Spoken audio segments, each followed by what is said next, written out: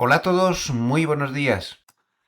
Ayer tuvimos un día de volumen bajísimo. De acuerdo que era la vuelta de las vacaciones de la Semana Santa en Estados Unidos, que Europa estuvo cerrado, algunas plazas de Asia también, pero aún así es que ayer fue el día de menos volumen de todo el año. Y eso muy normal no es. Tan solo se negociaron 14.800 millones de acciones negociadas, cuando el promedio está muchísimo más alto. Al final el volumen estuvo un 30% por debajo de la media de los últimos 20 días. Y en ETF es un 40% por debajo. ¿Por qué? Pues porque el mercado está esperando a ver qué pasa con el conflicto en Oriente Medio, con esa hora límite que ha puesto Trump de las 2 de la madrugada, de la próxima madrugada de hoy. Irán ha respondido que Estados Unidos tiene 20 horas para rendirse o los aliados de Estados Unidos, supongo que se refiere a los países vecinos que está atacando constantemente, volverán a la edad de piedra. O sea que les ha contestado pues un poco usando sus propias palabras. Y en ese lío estamos y esa es la clave de la jornada de hoy. Vamos a analizar esto, vamos a analizar un paper de JP Morgan en el que se ve que Irán no es un país como los otros para negociar, tiene unas peculiaridades bastante curiosas y vamos a ver un montón de cosas interesantes más, así que es imprescindible que se queden a ver este vídeo. Empezamos. Muy buenos días a todos, bienvenidos, les habla José Luis Cárpatos y esta es la crónica de apertura de la sesión de hoy, martes 7 de abril. Empezamos a grabar a las 8:33 de la mañana, hora de Zúrich, 2:33 de la madrugada, hora de Nueva York. Como decía en la presentación, pues la clave de la jornada de hoy pues está en ese plazo que ha puesto Trump. Ha seguido usando frases muy duras para decir que si no hay un acuerdo a las 2 de la madrugada, hora de Zúrich de hoy, pues se va a destruir el país. Ha insistido en que destruirá los puentes, destruirá las plantas energéticas, en fin, lo que ya había dicho en ocasiones anteriores. Y ya digo que Irán pues no ha respondido muy favorablemente. Dicen en Axios que Trump cualquier plan razonable que propusiera Irán lo va a aprobar. También hay otros analistas que dicen que podría hacer un taco trade y aplazar otra vez el ultimátum. Él mismo lo ha reconocido que podría hacerlo si hubiera avances en las negociaciones. Ha vuelto a decir que las negociaciones van bien, no se sabe, no es eso lo que dice Irán, pero cualquiera sabe lo que puede estar pasando por ahí. Y yo vi ayer un paper de JP Morgan que creo que tiene mucha razón y es que me parece que no sé si nos estamos dando cuenta de que negociar con Irán no es negociar con un país cualquiera. En este paper citan pues un webinar que prepararon con expertos en geopolítica, expertos en el área y llegan a unas conclusiones bastante interesantes. El resumen del paper podría ser que deberíamos tomar nota de que Irán no quiere ganar la guerra militarmente, lo que quiere es sobrevivir más tiempo que sus enemigos.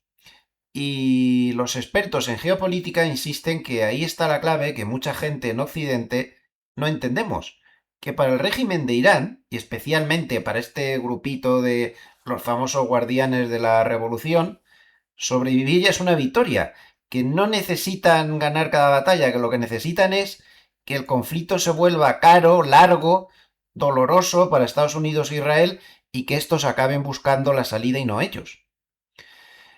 Yo me permitiría recordar que, que este país intenta sobre todo sobrevivir un régimen y que para sobrevivir ese régimen no tuvo ningún problema en matar a 30.000 personas de su propio pueblo.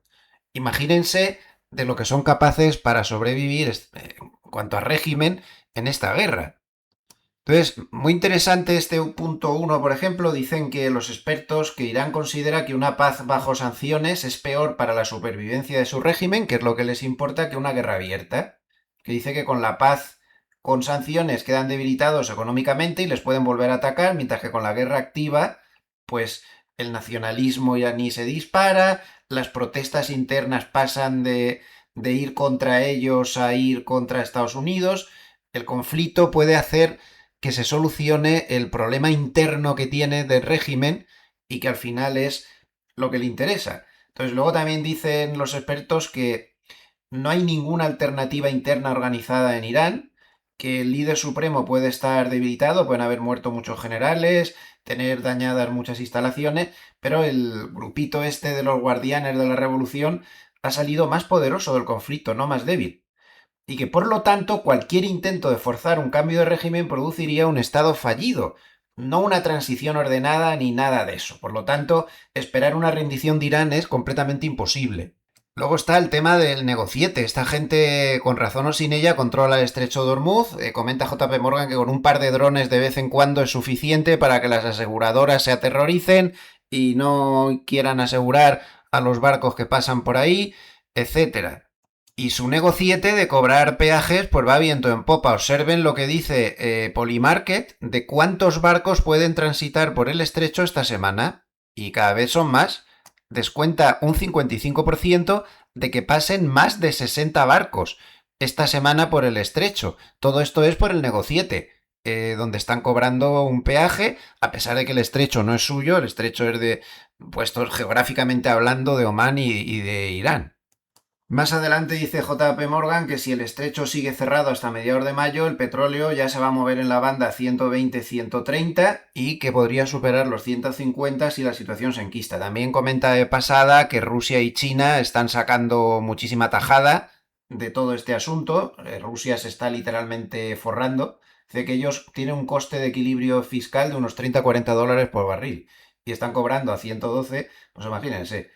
Total, que JP Morgan concluye que si se llega a un alto el fuego, tardaríamos 2 meses en llegar a la normalidad y unos 4 meses en restaurar los flujos, que si el estrecho permanece cerrado a más de 6 meses, el daño será ya estructural y grave, y que, bueno, pues que ellos creen que el mercado está operando como si este conflicto fuera a resolverse pronto, y JP Morgan cree que esta suposición pues puede estar equivocada. También el mercado le está dando muchísimas vueltas, como ya me esperaba, al dato de ISM de ayer, a ese ISM de servicios de precios en línea blanca con una subida fortísima, se me sale un poco del marco, está un poco más alto, y con esa fuerte bajada del ISM de empleo. Aquí todo el mundo habla ya abiertamente de que podemos ir a un proceso de estanflación. Yo creo que aún es pronto. Si el conflicto se resuelve pronto, no necesariamente o un poquito, pero no sería grave. Pero desde luego, si el conflicto se sigue enquistando, sí que se podría llegar sin ningún género de duda. Interesante también otro paper de JP Morgan donde analiza la actividad minorista. No hay que olvidar que ahora mismo la comunidad minorista es el que más mercado mueve en estos momentos, ¿no? Entonces ellos siempre estudian muy bien lo que hacen y dice que su conclusión pues es clara, que el grupo minorista ha entrado en modo defensivo, que ya no compra las caídas como hacía antes, compra menos, venden los rebotes, atención a esto, venden los rebotes y está desplazando parte del dinero, como se ve en ese gráfico, a ETFs más prudentes, incluso de renta fija y de protección contra la inflación en lugar de asumir más riesgo. Al final, en marzo, las compras totales de los minoristas quedaron muy por debajo de las de los 2 meses anteriores y esta semana se sigue viendo mucha cautela. Hay venta, aunque compran muchos ETFs como se ven en el gráfico en la línea azul, pero observen las líneas, o sea, los histogramas, las barritas del histograma negras, que eso son las compras de acciones individuales. Y está viendo ventas clarísimas de acciones individuales. Han aumentado posiciones en ETF inversos o bajistas también, han comprado protección contra la inflación, han bajado su interés por las bolsas internacionales y bueno, pues quitado los 7 magníficos y compañía, dicen que el minorista fue vendedor en casi todos los sectores, con una salida especialmente fuerte de energía, lo cual es paradójico porque es el sector que mejor puede ir ahora, pero de ahí han salido también y también han salido fuertemente de la tecnología sin contar los 7 magníficos. Eso sí, siguen comprando los 7 magníficos, Tesla, Microsoft, Nvidia, o sea que no han abandonado del todo las posiciones de riesgo, pero sí lo están concentrando más. En suma, JP Morgan concluye en este paper, que es muy largo, diciendo que el minorista actúa con más prudencia, con más selección de valores y con una cobertura pues un poco más defensiva. Vamos a darle un vistazo al paper de Goldman de ayer. Ya lo hemos comentado antes, el volumen bajísimo, 14.750 millones de acciones negociadas, día con menor volumen del año, cuando el promedio anual es de 19.500 millones. Hubo desequilibrios compradores de 1.800 millones. Ahí, como ven, vuelve a destacar que es el día más muerto del año, simplemente pues porque la gente está esperando a ver qué pasa con este lío de Irán. Comenta que la cesta de valores que ellos llaman beneficiarios de las devoluciones fiscales fue la segunda más fuerte del día, solo por detrás de los valores relacionados con Bitcoin y los memes. Esta era una apuesta muy popular a principios de año, pero últimamente se considera que el petróleo caro ha anulado gran parte de esa ventaja por el consumidor, dice ahí, para el consumidor. Muy poquito movimiento, un movimiento de 2 en una escala de 2 a 10 y al final hablan de que hay mucho movimiento de operaciones de fusiones y adquisiciones en el sector biotecnológico.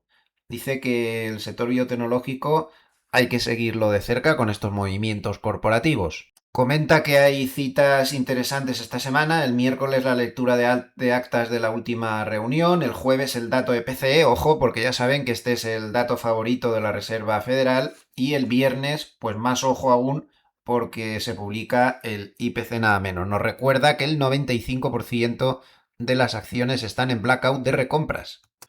Wall Street Journal publica hoy que Estados Unidos podría atacar instalaciones energéticas de Irán porque dicen que si estas instalaciones energéticas se están usando para fines militares podría ser un objetivo legítimo y no un objetivo civil. Hoy se va a dar el dato de ADP semanal, que teniendo en cuenta lo mal que están dando el dato de empleo general, pues es en lo que se está fijando todo el mundo. Dos noticias importantes en el mundo de la tecnología. Broadcom parece que va a llegar a un acuerdo estratégico con Google y Anthropic, lo que está haciendo que Broadcom esté fuerte en el fuera de horas.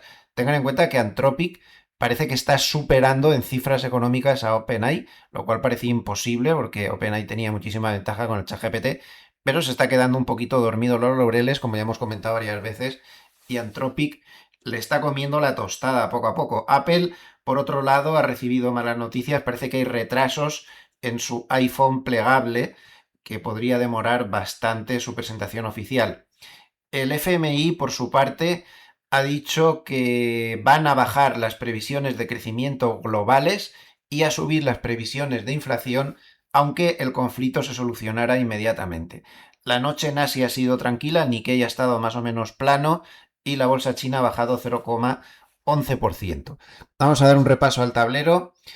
Ya con Europa de vuelta al trabajo, tenemos al DAX alemán bajando 0,08%, el Eurostoxx 50 sube 0,04%, el IBEX sube 0,14%. En divisas sigue sin haber movimiento, está todo muy plano. El euro contra el dólar baja 0,03 hasta 1,1579. Ya son varios días con poquísimo movimiento. El Bitcoin baja 0,49% hasta 68.523. Los bonos siguen débiles. El Bund alemán baja 0,22%, bono americano 10 años baja 0,08% hasta una rentabilidad del 4,34%.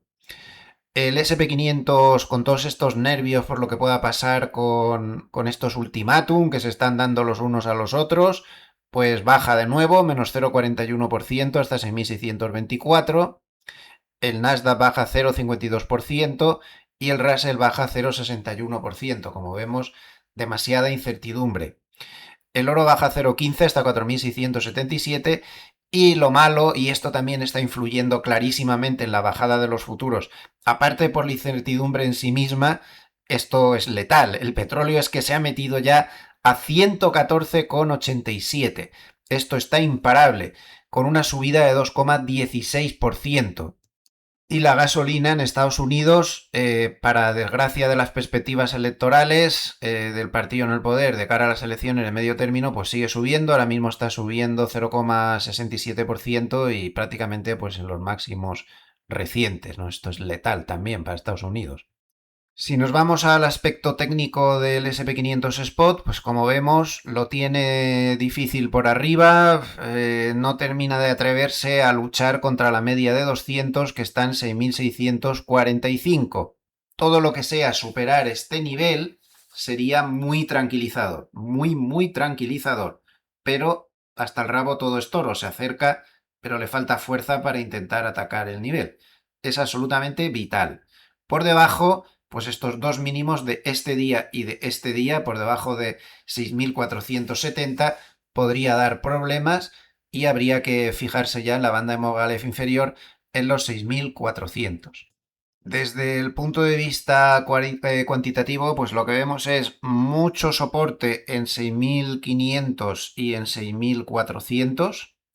Y por arriba se ve una fuerte zona de resistencia cuantitativa entre el 6.630, más o menos, hasta el 6.700. Toda esa zona es muy difícil y está plagada de resistencias cuantitativas, lo cual refuerza el peso de la media de 200 que está pues más o menos dentro de ese rango. Tienen todos los datos en la apertura. Si les ha gustado este vídeo, les agradecería mucho un like. A nivel de vídeos personales, nos vemos dentro de unas horas en la crónica de media sesión. Muchísimas gracias a todos los amables escuchantes por estar ahí una jornada más. Les espero, insisto, en la crónica de media sesión. Saludos afectuosos desde Suiza. Gracias.